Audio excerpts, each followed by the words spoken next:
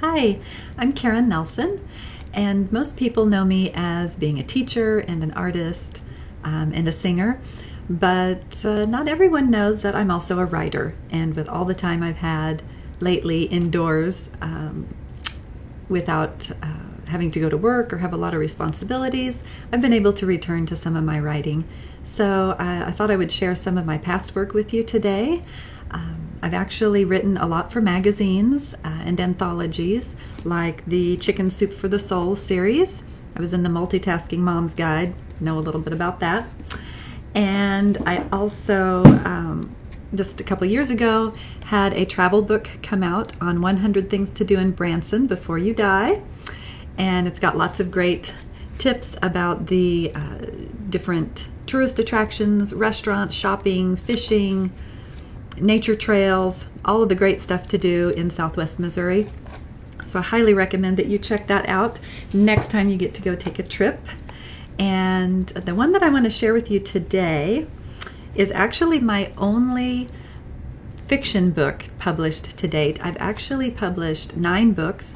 Most of those were for the nonfiction and educational market. But one of them was a collection of short stories that I wrote over quite a long period of time. And it is called After Ever After. I first got the idea for writing this from just coming up with short stories that were based on fairy tales. I grew up loving fairy tales. I read all of the original, Grimm's and Charles Perrault, and studied mythology and just really enjoyed that whole genre of literature. So as I got older, I realized what I really loved about the fairy tales was the sense of culture, the common thread of how people behave and act and love and hate and recover, and all of the thematic messages that come through in a fairy tale. But I was really intrigued by the secondary characters, the people who just kind of make an appearance for a little while and go on. It's not always about the prince and the princess, or even the evil queen. But there are some other people in the mix that influence the story that you just never get to know what was in their heads. And then some of the stories, I often wonder what would have happened if there were a sequel.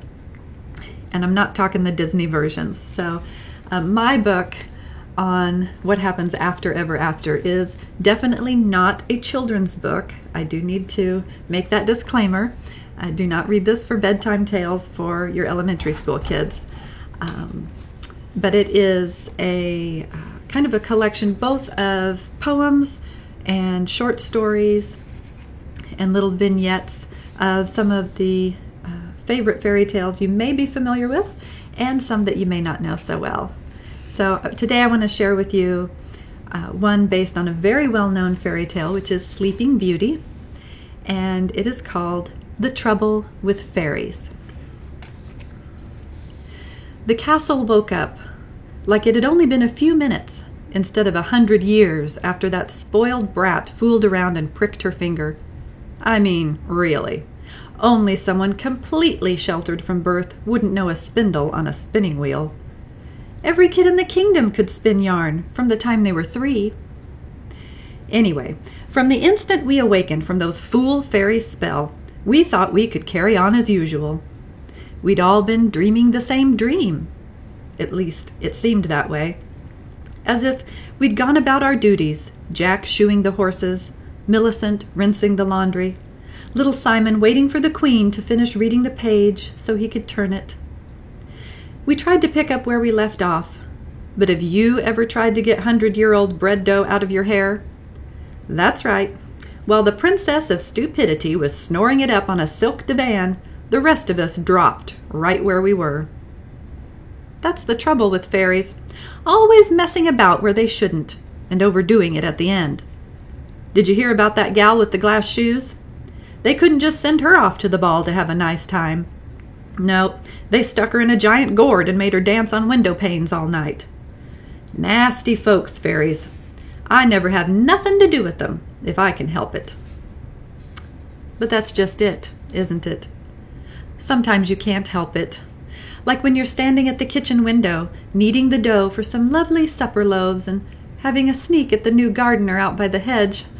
You should have seen his face when that hedge started growing right under his clippers. They were 40 feet high by the time he fell asleep in the bird bath. Took 3 weeks for the wrinkles to smooth out after he woke up, and he wasn't half so handsome then. And there were the king and queen, all tears of joy and calling for wedding preparations, as if there wasn't a soul on earth with anything to think about except their only daughter's nuptials. And can you imagine marrying a man a century younger than you? Ugh, that's about the only positive side of checking out for that many years. Not one gold coin was spent, so her dowry was still intact. I thought old Mrs. Seibel had shocked the village when she got hitched to her junior lodger, but that princess sure had her beat by a long shot. Most of us didn't have any interest in fixing up their wedding. They'd cost us more than a fair wage, if you know what I mean. Those of us that lived in town went back to our old houses, or what was left of them. All our folk were gone away, or dead. The head cook, Mrs. Trevor, had been an old grandmother when we all went to sleep, so her great-grandbabies were grown by then, and they gave her shelter for the last years of her life. But mostly, we were homeless and alone. Some returned to the castle and lived on with the royal family, hiding behind their hedge from the world that moved on without them. But I had enough of that dream in a 100-year nap. I wasn't going to work for nobody who didn't have the decency to send away the staff when their cursed child was coming up on doomsday. Nope, I took to the road, and I saw me some more of the world. In a way, skipping that 100 years was a blessing. We missed the plague and a lot of silly wars. I learned to read and write and not shame myself in a place of business. There was new medicines and inventions, and people got out a bit more than the old days. I got to meet some Moors and a Chinaman and even an Indian princess, all come across the waters on big ships from faraway lands that were like something out of a fairy. Never mind. I am not going to bring up those meddling so-and-sos again. The fashions had changed, something awful. All our lovely loose clothes and warm woolens were out of style. Girls were tied up in cages from their arms to their hips, and men didn't look like they could do an honest day's work, all trussed up with lace and ribbons. I kept to the simple styles, and I suppose that saved me in the end. I've never had a moment's trouble drawing breath or lifting my weight when I needed to. I'd learned my lesson 100 years ago from watching that little girl get spoiled beyond all reason. I suppose my life would have been pretty uneventful if the whole enchanted beauty thing hadn't happened. I might have got that gardener to marry me, and I could have grown fat from too many loaves of bread and too many children. But the fairies didn't think about me when they were waving their magic dust all over the place. The people in high places are the ones who get priority. I got 6 weeks severance pay and a lifetime case of insomnia. I'm not without prospects, though. I put a nest egg by from telling my stories in the big cities. Folks will pay for a good yarn, and they all look kindly on the old days when magic happened by chance. I heard there was 2 brothers writing down all the old stories, and I wrote them a letter to see if mine could be included among them. They said it didn't fit their publishing needs at this time, seeing as how they're only stopping the stories at Happily Ever After. It leaves more room for the imagination if the reader gets to quit at true love's first kiss. I don't know about that. I think my life was a lot more exciting after that kiss, even if it didn't belong to me.